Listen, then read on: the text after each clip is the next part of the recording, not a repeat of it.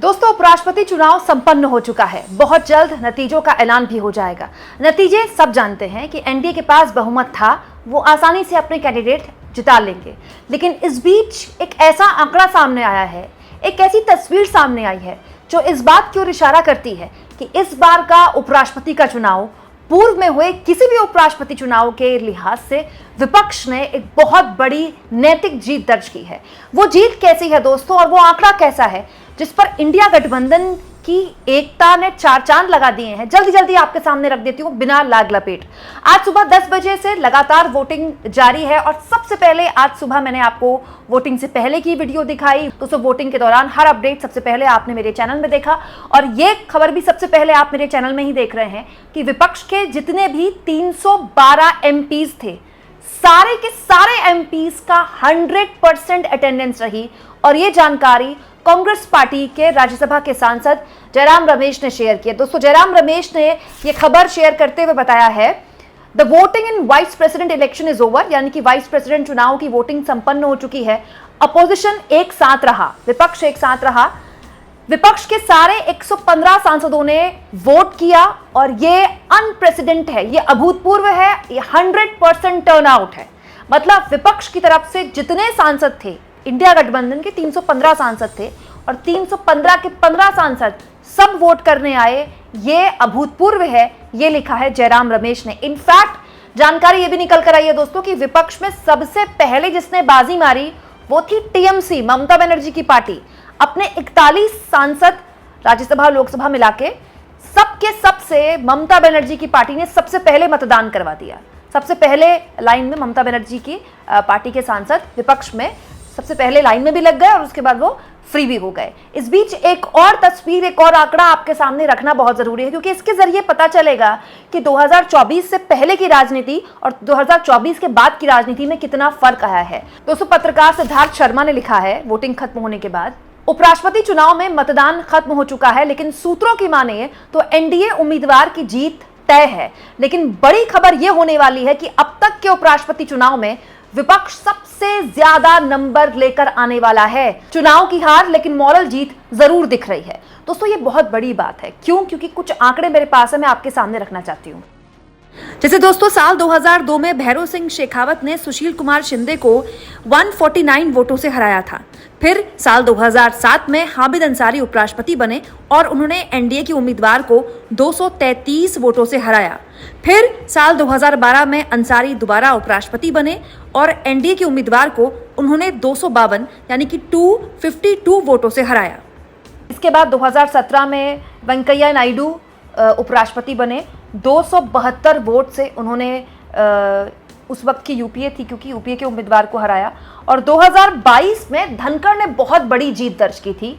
धनखड़ ने दोस्तों 346 वोटों से हराया था। जगदीप धनखड़ ने 346 वोटों से हराया था उस वक्त के विपक्ष के उम्मीदवार को, और ये बहुत बड़ी जीत थी। लेकिन अब जो जानकारी निकल कर आई है कि 315 तो विपक्ष के सांसदों ने ही वोट किया है।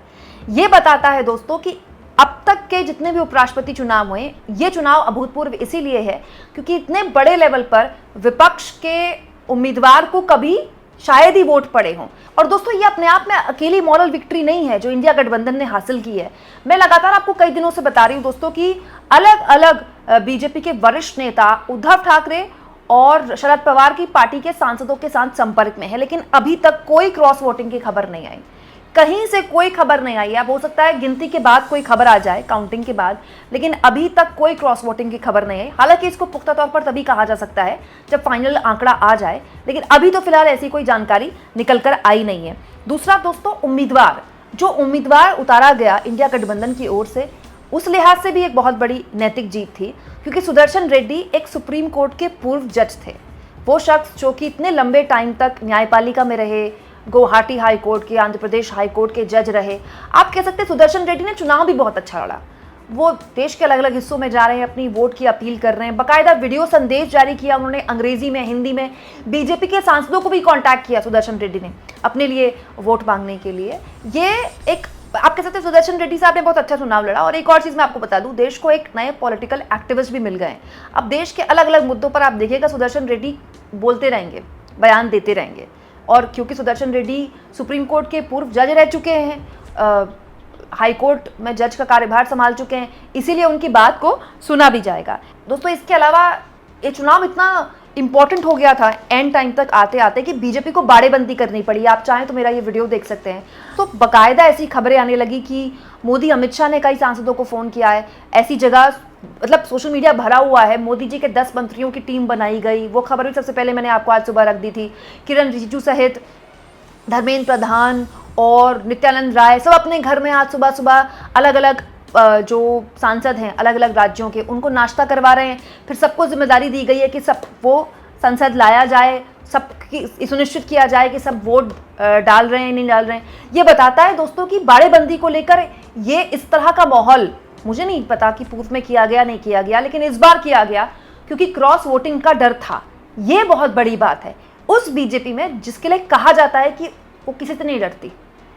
दूसरा दोस्तों, ईडी सीबीआई के दौर में जब किसी को भी ईडी सीबीआई के नाम पर अपनी पार्टी में लाया जा सकता है, किसी की भी पार्टी तोड़ी जा सकती है, ऐसे दौर में अभी तक तो कम से कम कोई क्रॉस वोटिंग की खबर ना आना, ये बहुत बड़ी विपक्ष की जीत है। हालांकि मैं इसको बहुत प्रेशराइज नहीं कर रही हूँ क्योंकि मुझे अभी फाइनल आंकड़ा आना बाकी है। फाइनल आंकड़ा होने तक हम इस पर विश्लेषण आगे करेंगे। लेकिन ये बात सही है दोस्तों कि मार्गरेट अल्वा के वक्त जो उपराष्ट्रपति जगदीप धनखड़ का वाला चुनाव हुआ था, तो विपक्ष की उम्मीदवार थी मार्गरेट अल्वा, और उस वक्त उन्होंने शिकायत की थी कि उनको ठीक से उनके लिए मैनेजमेंट नहीं किया गया। लेकिन इस बार ऐसा हमने नहीं देखा। दोस्तों रेड्डी जो है वो बिहार भी जा रहे थे, उसके बाद वो तमाम तेलंगाना के सांसदों से मुलाकात कर रहे थे।